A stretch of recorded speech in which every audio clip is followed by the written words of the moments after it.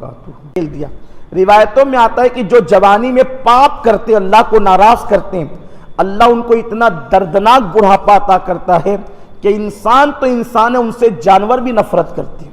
ان بوڑھوں سے جا کے پوچھو جن لوگوں نے اپنی جوانی کو آوارگی اور عیاشی میں گزاری ہے، انہیں نیند بھی نہیں آتی، وہ نیند کے طالب ہے، انہیں نیند بھی نہیں آتی، وہ بے چین رہتے ہیں، وہ بستروں میں چھپ چھپ کر روتے ہیں، لیکن جوانی آئی تھی جانے کے لیے، اس کی قدر نہیں کی اور جرائم کی اور گناہ کیے، پھر اللہ تعالیٰ نے نہ جانے والا بڑھاپا مسلط فرما دیا۔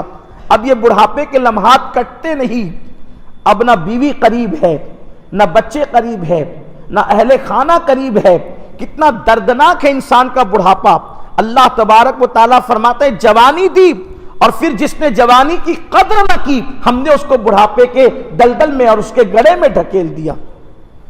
بلکہ جن لوگوں نے جوانی میں اللہ کے غضب کو چیلنج کیا، اللہ تبارک و تعالیٰ ان کو اتنا دردناک بڑھاپا عطا کرتا ہے کہ وہ موت مانگتے تو انہیں موت بھی نہیں آتی، لوگوں پر وہ بوجھ محسوس ہونے لگتا ہے۔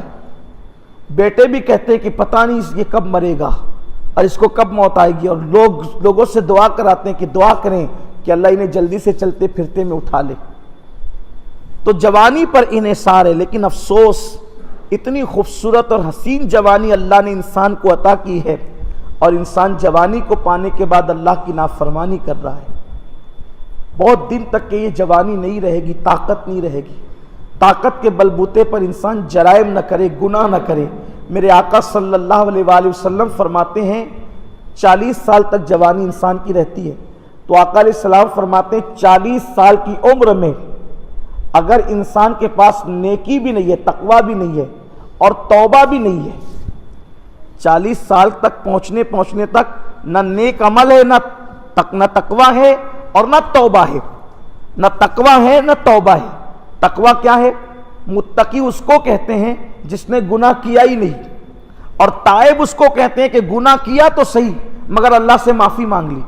اور محبوب الہی حضرت نظام الدین اولیاء اپنے ملفوظات میں فرماتے ہیں کہ متقی اور تائب مرتبے میں دونوں برابر ہیں، کیونکہ متقی وہ ہے جس نے گناہ کیا نہیں تو اس کے نامہ اعمال میں گناہ لکھے ہوئے نہیں ہے، لیکن تائب وہ ہے جس نے گناہ تو کر لیا مگر توبہ کر لیا، اور توبہ کی برکت سے اس کے بھی گناہ مٹ گئے، تو اس کا نامہ اعمال بھی گناہوں سے پاک ہے اور اس کا نامہ اعمال بھی گناہوں سے پاک ہے۔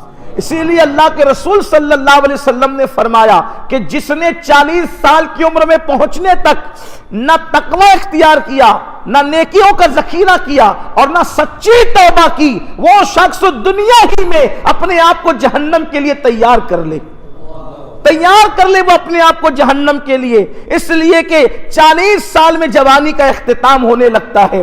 تو جوانی گزرنے سے پہلے اگر ہم نے نہ نیکی کی اور نہ توبہ کی تو اپنے آپ کو جہنم کے لیے تیار کر لینا چاہیے، مگر یہ کہ جس کو اللہ توبہ کی توفیق دے دے۔ تو فرمایا گیا کہ جوانی عبادت کے لیے، جرائم کے لیے نہیں، لیکن آج جوانی کو گناہوں کے لیے لوگوں نے وقف کر رکھا ہے۔ بلکہ سوچ ہی بنی ہے چلو یار جوانی میں عیش کریں، آرام کریں، آوارگی کریں، ناجائز اور حرام کام کریں، اس لیے کہ جوانی ہی تو عیش کے لیے ہے، جوانی ہی تو پاپ کے لیے ہے، جوانی ہی تو کھیل کود کے لیے ہے۔ مگر یاد رکھو یہ بہت بڑی انسان کی غلط فہمی ہے۔ بڑھاپے میں انتظار کریں گے کہ ہم بڑھاپے میں عبادت کر لیں گے، بڑھاپے میں مسجد کا کونا پکڑ لیں گے۔ اچھی طرح یاد رکھنا، انسان اللہ کے ساتھ جفا کاریوں کی حد کر رہا ہے۔ اللہ کی راہ میں کھانا وہ دیتا ہے جو کسی قابل نہیں رہ جاتا، اللہ کی راہ میں کپڑے وہ دیتا ہے جو پہننے کے قابل نہیں رہے۔ جب کھانا کھانے کے قابل نہ رہا تو اللہ کی راہ میں دیا، جب کپڑے پہننے کے قابل نہ رہے تو اللہ کی راہ میں دیا، جب جوتے استعمال کے قابل نہ رہے تو اللہ کی راہ میں دیا۔ اسی طرح جب زندگی کسی کے قابل نہ رہی تو اللہ کی راہ میں دیا۔ بڑی معذرت کے ساتھ اگر برا نہیں مانے تو ایک جملہ کہنا چاہتا ہوں، اللہ جہاں کریم و رحیم ہے وہاں وہ غیور بھی ہے، غیرت والا بھی ہے۔ اللہ تعالیٰ غیرت والا بھی ہے۔ جب تیری زندگی کسی کے قابل نہ رہی نہ بیوی کے قابل رہی، نہ بچوں کے قابل رہی، نہ گناہوں کے قابل رہی. اب تو وہ بچی کچی اتری ہوئی باسی کسی زندگی کو جو کسی قابل نہیں ہے، اب وہ اللہ کی راہ میں لگا رہے. جہاں وہ رحیم و کریم ہے وہاں وہ غیرت والا بھی ہے. جب وہ لاگر جانوروں کی قربانی قبول نہیں کرتا تو وہ تیرے بڑھاپے کی عبادت جو تو نے جوانی میں آوارگی اور عیاشیاں کی ہے اور تو نے سوچا کہ چلو اب جوانی گزر گئی، بڑھاپا آ گیا، اب کسی قابل نہ رہا تو اللہ کو دے دو، تو کیا اللہ محتاج ہے؟ کیا آپ نے نہیں پڑھا حدیث میں لاگر اور بڈھے جانور جو چلنے کے قابل نہیں، اللہ ان کی قربانی قبول نہیں کرتا. اللہ کو قربانی کے لیے فربا جانور، اللہ کو قربانی کے تسر الناظرین، جو لوگ جو جانور ایک نظر میں دیکھ کر کے فوراً دل کو بھا جائیں، ایسے جانوروں کی قربانی وہ قبول کرتا ہے. جو کسی قابل نہ رہے اس جانوروں کی قربانی قبول نہیں ہوتی. تو جب جانوروں میں وہ کسی قابل نہ رہنے والوں کو قبول نہیں کرتا تو جب انسان کسی قابل نہ رہا اور اللہ کے آئے تو اللہ اسے کیسے قبول کرے گا؟ اللہ کے یہاں بڈھے ضرور قبول ہے، بوڑھے ضرور قبول ہے، بڑے مقدس ہے، مگر کون سے؟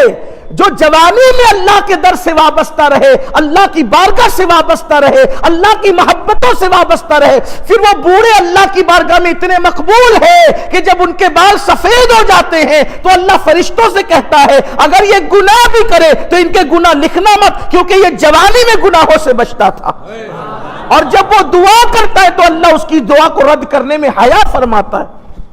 اور اللہ تبارک و تعالیٰ نے اعلان کر دیا کہ محبوب کہہ دو کہ جو مجھ پر ایمان لائے اور میرے محبوب پر ایمان لائے اور قیامت پر ایمان لائے ان پر لازم ہے کہ وہ میرے بوڑھے ہو جانے والے بندوں کا احترام کریں. میرے بوڑھے، بلکہ یہاں تک فرمایا بوڑھوں کا احترام میرا ہی احترام ہے، بوڑھوں کی تعظیم میری ہی تعظیم ہے. یہ کون سے بوڑھے ہیں؟ فرمایا جو اسلام میں بوڑھے ہو جائیں، جو اللہ کی راہ میں بوڑھے ہو جائیں. لیکن وہ بوڑھے جو جوانی میں اللہ سے دور رہے، آوارگی اور گناہ کرتے رہے اور بچی کچی زندگی جو کسی کے قابل نہ ہوتی. یہ مت سوچنا جب بوڑھے ہو جائیں گے تو مسجد کا کونا پکڑیں گے. میں بوڑھوں کی کوئی برائی کرنے نہیں آیا، لیکن جوانوں کو آگاہ کرنے آیا ہوں. یاد رکھنا، اور پھر کوئی ضروری ہے کہ بڑھاپا نصیب بھی ہوگا. جو لوگ کرسی پہ بیٹھ کے نماز پڑھتے ہیں وہ اپنے اوپر نہ لے، لیکن ایک جملہ کہنا چاہتا ہوں. ایک صوفی بہت بڑے مفکر نے کہا تھا جوانی میں تو عبادت نہیں کرتا، سجدہ نہیں کرتا، اور جب بوڑھا ہو کے مسجد میں آتا ہے تو اللہ تجھے سجدہ کرنے نہیں دیتا. تیرے گھٹنے کا درد تجھ سے کہتا ہے کہ اب سجدہ نہیں ہوگا، اب کرسی بیٹھ کے نماز پڑھنا پڑے. جنہوں نے جوانی سے نمازیں پڑھی ہے بہت جلدی سے ان کو کرسی پہ بیٹھنے کی نوبت نہیں آتی. جہالت کی وجہ سے لوگ کرسی پر بیٹھ کر نماز پڑھتے ہیں. 1 گھنٹہ جو کھڑے رہ سکتا ہے کیا وہ سجدے کے ساتھ نماز نہیں پڑھ سکتا؟ قیام کے ساتھ نماز نہیں پڑھ سکتا؟ جو کرسیوں میں بیٹھ کے نماز پڑھتے ہیں وہ مسجد کے دروازے پہ آدھے گھنٹے تک لوگوں سے بھنکس اور بحث کرتے رہتے ہیں. تو جب وہاں آدھے گھنٹے تک آپ کھڑے رہ سکتے تو یہاں نہیں کھڑے رہ سکتے؟ جب آپ دسترخوان پہ بیٹھ سکتے تو مسجد میں نہیں بیٹھ سکتے؟ انتہائی درجے کا عذر ہو کہ اس کے بغیر چارہ نہیں. حضور سیدی مفتی اعظمین رحمت اللہ علیہ نے ایک شخص کو دیکھا کہ اس کا ایک پیر کٹا ہوا ہے، وہ بیٹھ کے نماز پڑھ رہا ہے. آپ سفر میں تھے، آپ جب تشریف لائے تو اس سے نماز کے بعد پوچھا کہ بھئی تم بیٹھ کے نماز کیوں پڑھتے ہو؟ کہا میرا ایک پیر کٹا ہوا ہے. فرمایا کیا تو دیوار کے سہارے سے کھڑے ہو کے نماز پڑھ سکتا ہے؟ اس نے کہا پڑھ سکتا ہوں. تو کہا تیری نماز نہیں ہوگی. اگر تو دیوار کا سہارا لے کے کھڑے ہو کے پڑھ سکتے ہو تو تجھے دیوار کا سہارا لے کے کھڑے ہونا چاہیے. مجھے تو ایسا لگتا ہے کہ چند دنوں کے اندر اب صفیں کم ہوگی، کرسیاں لگ جائے گی. ایسا لگے گا کہ جیسے کوئی کانفرنس ہال ہے، فیشن ہو گیا یہ کرسی پہ بیٹھ کے مسجد میں نماز پڑھنا. جو واقعی بوڑھے ہیں ان کو حق ہے، ان کے لیے اجازت ہے. لیکن اب میں دیکھ رہا ہوں میری عمر کے نوجوان لوگ بھی وہ کرسیوں پہ آ کر کے بیٹھ نماز پڑھتے. تھوڑا سا موٹا ہو گیا تو وہ بھی کرسی پہ بیٹھ کے نماز، حالانکہ وہ کھڑا رہ رہا ہے برابر. ٹرین کا ٹکٹ لینے کے لیے ایک 1.5 گھنٹہ کھڑا ہے. ایئرپورٹ پر کیو کے اندر برابر فلائٹ میں سیٹ لینے کے لیے برابر کھڑا ہے. مسجد میں کھڑے نہیں رہنا ہے. یہ صورتحال ہے. لیکن کسی مفکر نے کہا تھا اگر جوانی میں سجدہ نہیں کرے گا خدا تجھے بڑھاپے میں کرنے نہیں دے گا. اس لیے جوانی میں سجدہ کرنے کی عادت ڈالو، انشاءاللہ تبارک و تعالی اللہ رکوع سجدے کے ساتھ نماز کی توفیق عطا کرے۔ اگر آزمائش کے طور پر اللہ تعالیٰ نے کسی کو بیماری دے دی ہے، اگر وہ بیٹھ کے پڑھتا ہے تو میرا اس پہ کوئی کمنٹ نہیں ہے، اس لیے کہ کبھی اللہ سزا کے طور پہ بیماری دیتا ہے اور کبھی اللہ آزمائش کے طور پہ دیتا ہے، جیسے ایوب علیہ السلام کو عطا فرمائی۔ تو قرآن کہتا ہے کہ ہم نے تمہیں خوبصورت جوانی عطا کی، اور تم نے جب جوانی کی قدر نہیں کی تو ہم نے تمہیں بڑھاپے کے گڑھے میں ڈھکیل دیا۔ اب اس سے بچے گا کون؟ اس گڑھے سے بچے گا کون؟ اب قرآن آگے اس کو بیان کرتا ہے، اِلَّا الَّذِينَ آمَنُوا وَعَمِلُوا الصَّالِحَاتِ۔ اب اس گڑھے سے کون بچے گا؟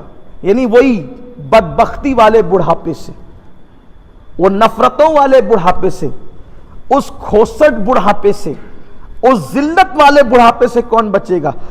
تو قرآن کہتا ہے جو ایمان لائے، اِلَّا الَّذِينَ آمَنُوا، جو ایمان لائے، وَعَمِلُوا الصَّالِحَاتِ، جو ایمان لائے اور نیک عمل کیے، اللہ تبارک و تعالیٰ اسے اسفلا سافلین سے محفوظ رکھے گا، اور صرف محفوظ ہی نہ رکھے گا، فرمایا ہم اسے کبھی نہ ختم ہونے والا اجر عطا فرمائیں گے۔ کبھی ختم نہیں ہوگا، ہم وہ اجر عطا کریں گے، کبھی ختم نہیں ہوگا۔ اس سے مراد دخول جنت ہے کہ ایک مرتبہ بندہ جنت میں جائے گا تو پھر دوبارہ اس کو نکالا نہیں جائے گا، اور وہ جنتوں کی نعمت سے لطف اندوز ہوتا رہے گا۔ اس لیے انسان کو چاہیے کہ اللہ نے اس کو جو بھی زندگی عطا کی ہے، اور بالخصوص جوانی کی زندگی، اس میں وہ نیک عمل کرے۔